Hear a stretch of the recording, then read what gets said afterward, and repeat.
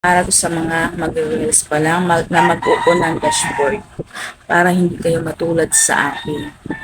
Kasi nangyari to sa akin, guys. Kung kailan na-monetize na ako, kung kailan marami na akong followers, hindi recommendable yung profile ko. Kasi nga, yung ginamit kong profile ko, ginamit kong account ko, iisa lang yung pangalan mula pa noon.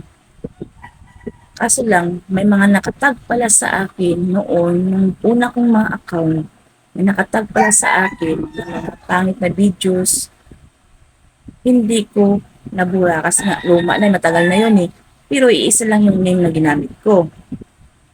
Kaya, nagpalit ako ng panibago kong account at saka pangalan. Tapos, naging okay na siya guys, naging recommendable na. Kaya, ang gawin nyo, bago nyo i-on yung dashboard nyo, tingnan nyo muna kung malinis yung account nyo. Pero mas maganda, panibagong account para malinis talaga siya. Yan lang guys, sana may natutunan kayo at salamat. Thank you for watching.